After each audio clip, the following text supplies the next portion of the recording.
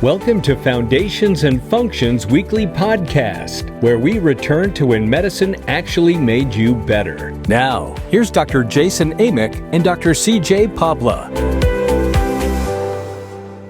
Hello, this is Dr. C.J. Pabla. This is Dr. Jason Amick. Welcome to Better Medicine. This is our first podcast to share kind of our thoughts, our philosophy, and a lot about our practice, and to talk about things that are relevant and important to people every day. So one of our big philosophies at our practice is returning to when medicine actually made you better. And that has so much to do with our integrative approach to medicine and healthcare in general. So Dr. Paul, tell us a little bit about why you started the practice, how you developed functional integrative medicine mindset.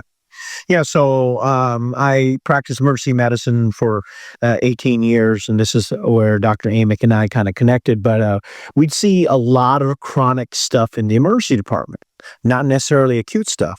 Women that had gut problems, multiple CT scans, and no one can really find what's wrong. We could tell them what it's not, but what was it, right? So I started thinking about, like, why are so many chronic stuff in this country just handled with just medication?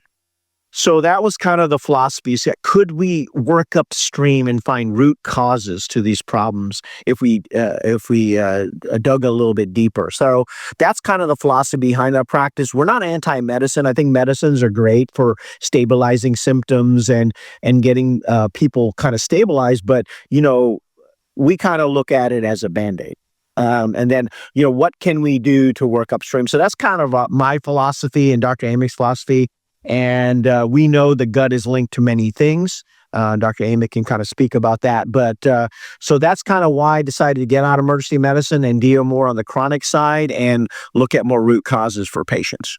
And I think we both had some personal experiences we can talk about. But I can remember a long time ago when we worked in the ER, we would have patients come in with sometimes pages, 2-3 pages of medicines. And I can remember even back then kind of thinking to myself that, gosh, you would think that if medicine solved problems, the more medicines you were on, the healthier you would be. Right. And it was never the case. The more medicines they were on, the worse off they were. So I know early on, we started kind of questioning our training and the standard medical model, 20 years ago, kind of going, does this really kind of make sense?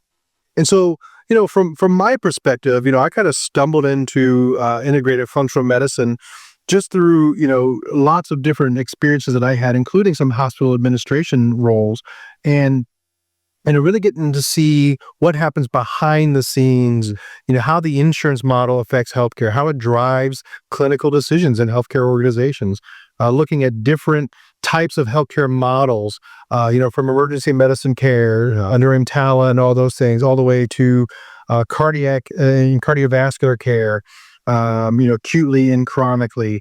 In those two areas, I would say in a lot of areas, the United States, we surpass every other country with our acute care model. When it comes to trauma, cardiovascular, heart attacks, strokes, when an insult occurs to people, we are, bar none, the top of the world in managing those. Yeah. But when it comes to preventing those things, we really, it's sad and embarrassing how terrible we really rank against other countries, even some of the countries that aren't necessarily considered first world countries. Yeah. So from that perspective, I kind of, really took into account, okay, so what else is out there? And that's kind of why I stumbled into functional medicine, integrative medicine, and really understood going into it that this is an approach where you start with basic physiology, right, basic biochemistry. Like, how do we actually make people better? You and I talk a lot about the systems biology approach, right? The whole body is connected. So you don't have a liver problem. You've got a body problem that manifesting in the liver, that sort of thing. So that was kind of my experience. And then also understanding the healthcare model today, I think, as a lot of people are acutely aware, isn't really about making you better. Yeah. So that's kind of where I came from. And I think you had some personal firsthand experience, maybe with some back injury or back pain. And so tell us about that a little bit. Yeah. So, like Dr. Amick said, chronic care, we basically manage symptoms, and do we actually get patients better?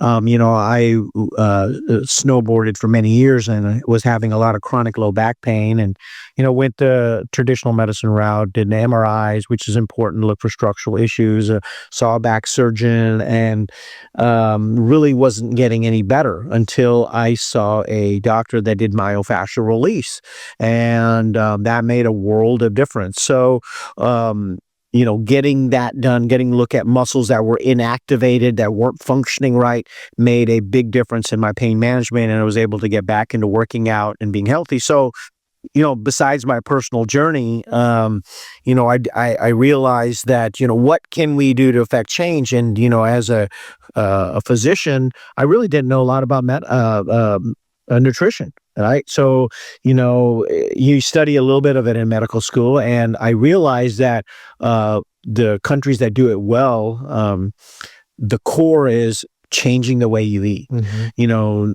Eating not only, so what does it mean to eat healthy? And we can get into that down the road, but, really eating whole foods and avoiding foods that tend to be inflammatory, and, and it's harder and harder to eat healthy. And so that's kind of our take on it, really establishing a core of, good foods, some proper supplementation, and then really focusing on gut health. Yeah. And, I've said for a long time, I continue to say, and I think the two worst things we say in medicine and healthcare is eat better and exercise. Yeah. Because no one really knows what any of that means. Right. And so, we have to take a really broad look at what does it mean to eat better? Well, it's not just, removing processed food and things that are bad for you, but it's also understanding how your body reacts to the foods you are putting in your mouth. Because again, from a systems biology approach, every single organism on this planet, and you can take a good hour and watch some really good TV programs about nature. And what you learn from just watching it, whether it's a butterfly or a snail or a capuchin monkey or whatever, they're intimately tied to their environment and what they eat, how they eat, and what's available to them. And that's something that, from a biological perspective, we've gotten away from. Yeah. And so there's absolutely a recourse when you're eating processed foods and chemicals and things that just aren't natural to your biology, and that has some long-term effects. So we see a lot of things in our practice, and we manage a lot of that, not just from a food and nutrition perspective, but a lot of chronic diseases. We talk a lot in here about inflammatory processes. We do a lot of disease management for patients, and I think one of the things that sets us apart from a lot of other practices is our deep understanding of the physiology, but also our ability to explain physiology to our patients and educate them. Yeah. And, emergency medicine gives you a broad perspective on a lot of different pathology, because, as an ER doctor, you might see trauma in one room, and then you got a heart attack in another room, and you got ortho in another room. So it gives us a broad perspective. And also in graduate school, I studied a lot of physiology and biochemistry. And really, I think the battle is won when you look at the cellular level. How does toxins, how does inflammation affect the cellular level, and we spend a lot of time on Dr. Amick on whiteboards, kind of nerding out and drawing formulas and looking at organic molecules and looking at different pathways that are interrupted by inflammation or interrupted by toxins in our environment. And so I think this is not just some pseudoscience. This is actually science at its best, I believe, where you really have to understand the pathways. For example, B vitamins. What are they? Well, they're cofactors. They make enzymes more efficient. Minerals, they make enzymes more efficient. So when people tend to say, well, vitamins and minerals, how do they really impact you? Well, reactions in the body slow down when you don't have the cofactors.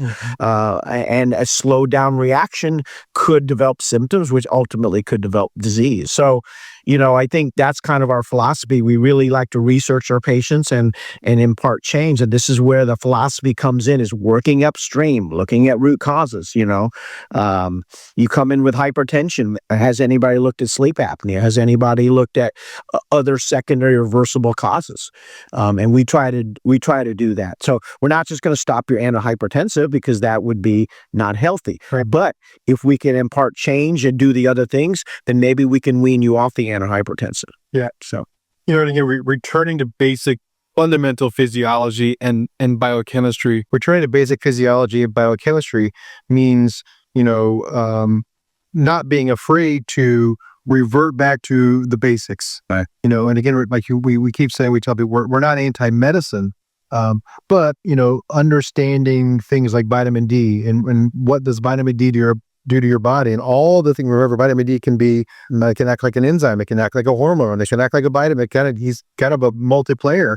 And so a lot of times when we see patients that have issues, we want to know, hey, what's your vitamin D? We find no one's ever checked their vitamin D level, right? They're on a bunch of different medicines or gels or creams or shots for this, that, or the other. And we look and their vitamin D is in the tank. And so, we say, gosh, if we fix those things, maybe you don't need to be on 5 medicines. Right. Because remember the rule of polypharmacy. Once you get above 3 medicines, I think everything else is interacting with each other and causing more problems. So again, I think that's where we really latch on the idea of getting back to when medicine, and not just medicine pills, but medicine care, medicine health, Right. Actually makes you better and gives you a longer health life. How long do you live well? That's what we're trying to shoot for, improving your quality of life. But going back to the vitamin D, low vitamin D can cause mood disorders. So, you're on an antidepressant, but maybe once we correct your vitamin D, you could get off the antidepressant, or the antidepressant becomes more effective. I think a lot of people in Indiana can relate to that, because everyone realizes they feel better about July, Right. August, when the sun is out and they're outside, they're feeling better. But just not understanding how that vitamin D actually plays a big part of all year long throughout our whole healthcare. Yeah. So, that's kind of our philosophy is, really digging in and really trying to find root causes to help you. So this is kind of our beginning podcast. It's going to be a little clunky, so thanks for sticking in there with us and being patient. We're going to perfect, our sound and our mode as best we can. But really, we just want to share who we are and what we do. And if that is helpful to anyone, that's God's work, and it's really what we're about. So thanks for listening. There's going to be so much more coming over the next few weeks and months, and we look forward to doing this for a long time. Yeah, absolutely. And don't hesitate to reach out to us and say, hey, can you talk about vitamin D metabolism? Can you talk about gut health? And we're more than happy to look out there and what are people searching, what are people interested in, and we're more than happy to talk on that subject matter. So again, thanks so much for spending time with us today, giving us your time and your attention for better health. So thanks again, and we'll sign off. The information provided in this podcast is for educational and information purposes only and is not intended as medical advice. The content is not a substitute for professional medical care, diagnosis, or treatment. Always seek the advice of a qualified healthcare provider with any questions you may have regarding a medical condition. If you would like more detailed information, please contact Dr. Amick or Dr. Pabla at Integrative Medicine through their website at integrativemla.com.